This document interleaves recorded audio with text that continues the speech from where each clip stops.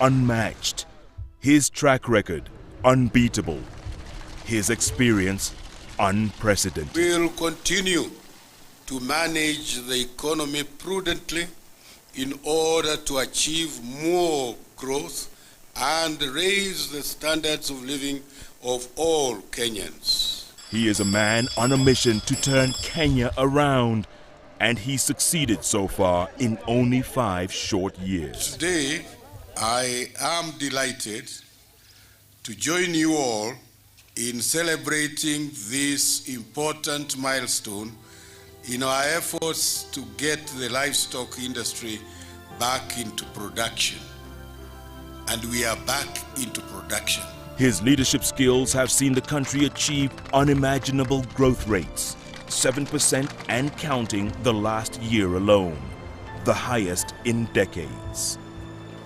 He's privatized industries, brought back a spirit of investment, encouraged local competition, and made us all proud to be Kenyans. And now he's asking Kenyans for another chance to prove that he's the right man at the right place at the right time.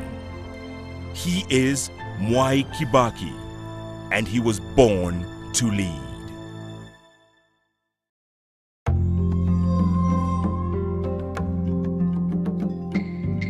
He was born Emilio Mwai Kibaki on November 15, 1931 in Gatuyaini village, Othaya division, Nyeri, the 7th and last born child of Kibaki Gathinji and the late Teresia Wanjiku.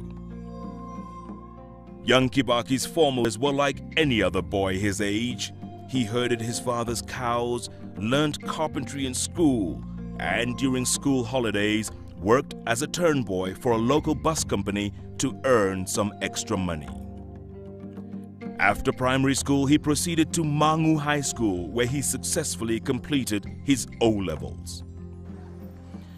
With his grades, he was accepted to the prestigious Makerere University in Uganda, where he studied economics, history, and political science. It was here that his political activism was born. He graduated in 1955 with a first-class honors degree in economics and earned a scholarship to the prestigious London School of Economics. He went back to Makerere in 1958, where he taught as a lecturer. In the meantime, the calls for independence from the British were getting louder and louder, and the country needed the services of its preeminent academics and professionals. So in 1960, he quit Makerere and returned home to join the Kenya African National Union, or KANU, one of the African parties pushing for change. In 1962, Kibaki met and married Lucy Muthoni, and they would go on to have 4 children: Judy, Jimmy, David, and Tony.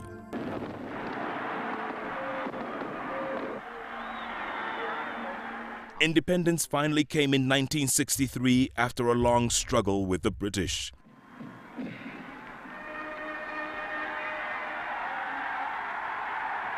It also inflamed the ambition of the people of Kenya.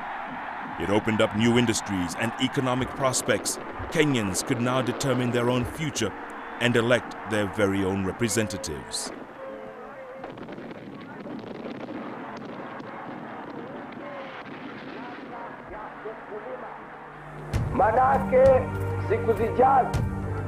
Mwai Kibaki therefore became a people's representative in 1963. He ran and won the Donholm constituency seat in Nairobi, now Makadara. He was made parliamentary secretary to the Minister of Finance from 1963 to 1965. That same year, he was appointed by President Mzee Jomo Kenyatta as Minister of Commerce and Industry. In a short space of time, Mwai Kibaki had become a central figure in the development, stability, and prosperity that came about in the early years after independence. Soon after, he was made Minister of Finance, and this was the familiar picture Kenyans knew him by, with briefcase in hand on budget day. Under his stewardship in the finance ministry, the economy grew an average of 7% during the 1960s and 70s. Farmers were being paid high prices, coffee and tea industries expanded, and horticultural production began. By quickly establishing a manufacturing base, Kenya became the leading supplier of goods in the East African community. Even the oil crisis of the 1970s failed to prevent the momentum of Kenya's growth. Kenya was enjoying the windfall of good governance and wise leadership under the stewardship of educated and qualified technocrats like Mwai Kibaki.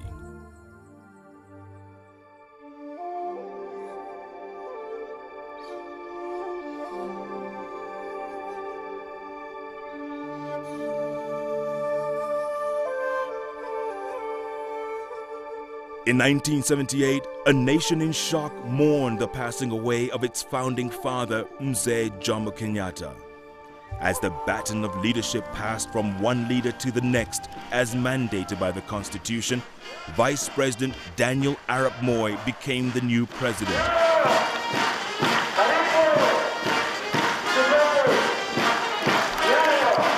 Mwai Kibaki found himself side by side with the incoming President Daniel Arap Moi, a position he served with dedication and loyalty for more than a decade.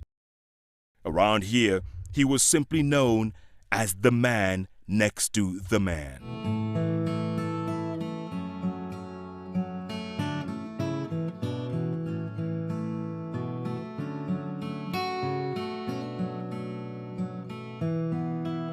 Mwai Kibaki was re-elected in all subsequent elections in 1979 and the 1980s. Mwai Kibaki, Rais wa Jamhuri ya Kenya, Mheshimiwa Daniel Toroitich Arap Moi, na nitaitumikia Kenya kwa moyo wangu wote, na kwamba nitaihifadhi, nitailinda na kuitetea katiba ya Kenya kwa mujibu wa sheria iliyowekwa. Ewe Mwenyezi Mungu msaidie.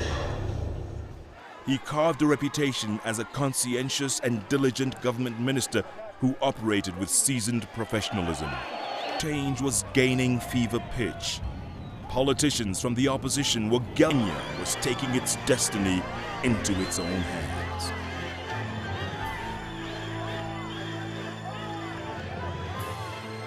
"1990 saw the repeal of Section 2A of the Constitution that had removed the right of Kenyans to form political parties, and a new provision in the Constitution that would limit the president's decision that would determine the future of his political life and that of the nation."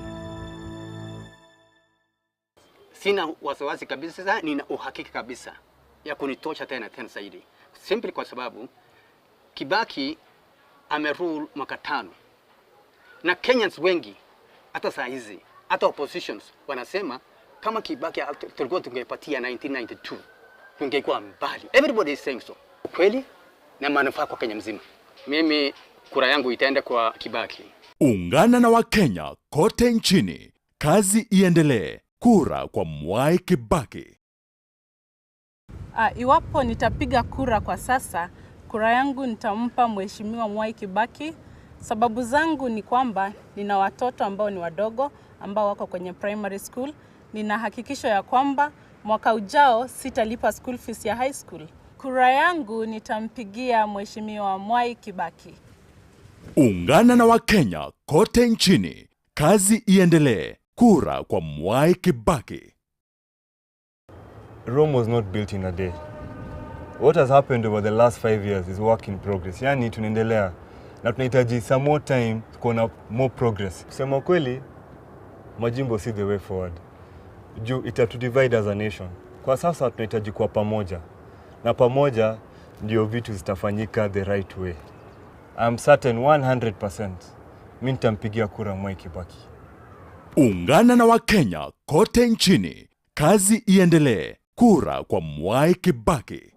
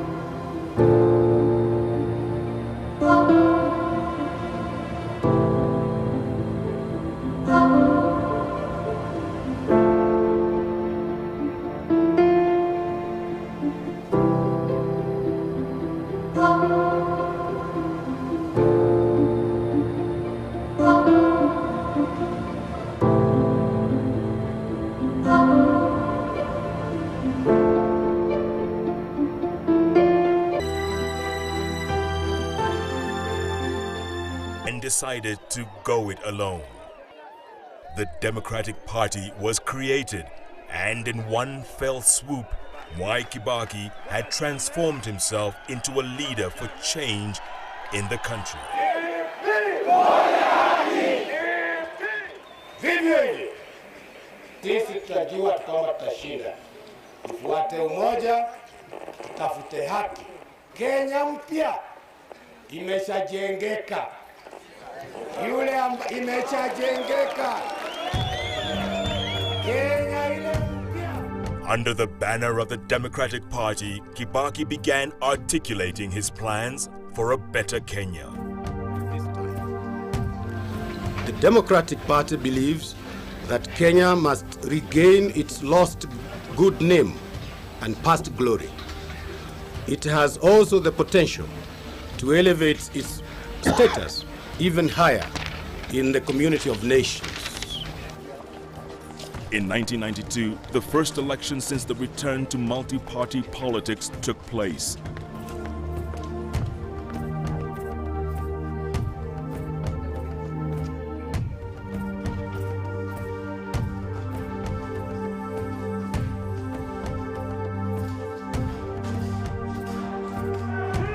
It was a highly contested election in which the opposition raised many questions on the fairness of the outcome.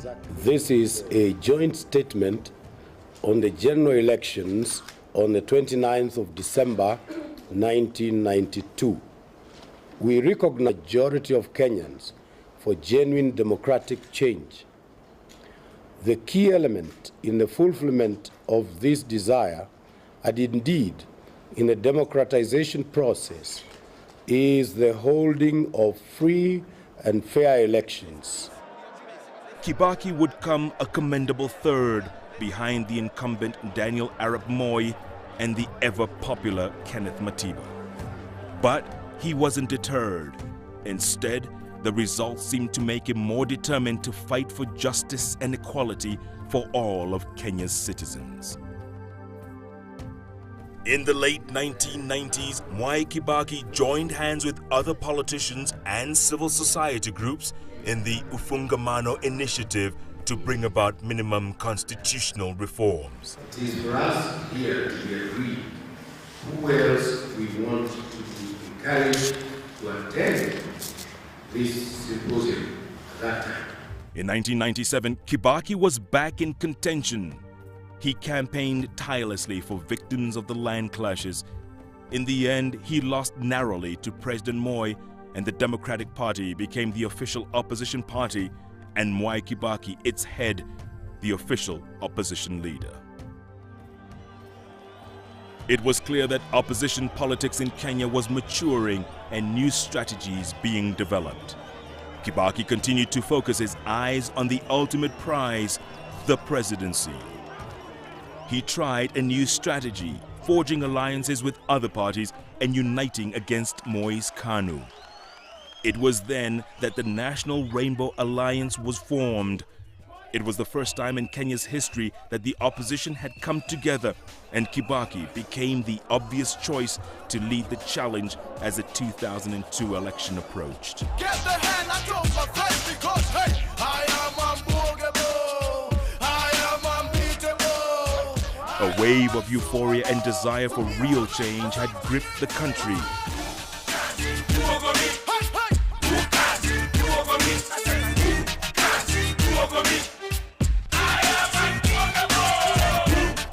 But during the campaign, tragedy struck. Kibaki was involved in a serious car accident that almost ended his campaign and almost cost him his life. But Kibaki bounced back and overwhelmingly beat the opposition. Mwai Kibaki is ahead of the next presidential candidate, that is Honorable Uhuru Kenyatta, by a very wide margin. It is not likely that the margin can be eliminated. He has therefore professionally satisfied the criteria upon which a presidential candidate must be declared elected.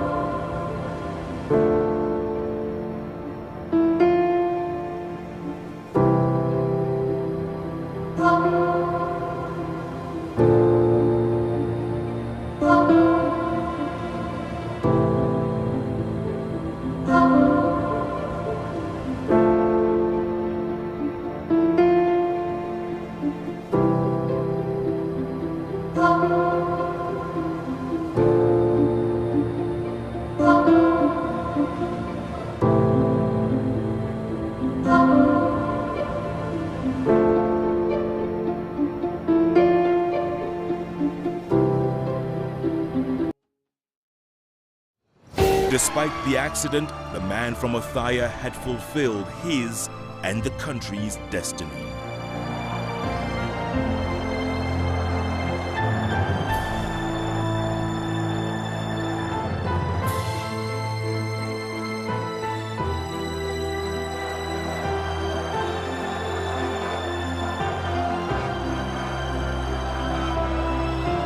On December 30th, 2002, Kibaki, in a wheelchair, took the oath of office and stepped into Kenya's history books as the country's third president since independence. Mimi, Mwai Kibaki, naapa kwamba nitatenda kazi zangu za urais wa Jamhuri ya Kenya kwa uaminifu na kutimiza wajibu wa kazi hizo. Ewe Mwenyezi Mungu unisaidie.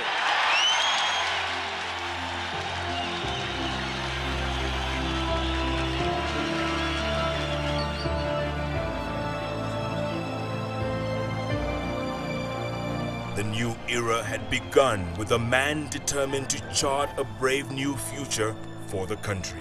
Now, all of us, both young and old, men and women, Kenyans of every group, every race, every creed, have embarked on a journey to a promising future with unshakable determination and faith in God.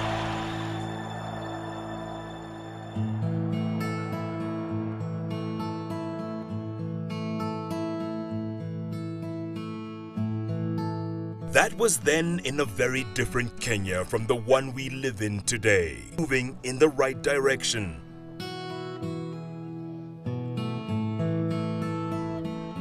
When President Kibaki was elected, he took over a country in a desperate state that failed to live up to its mighty potential. Years of misrule had left the economy in tatters.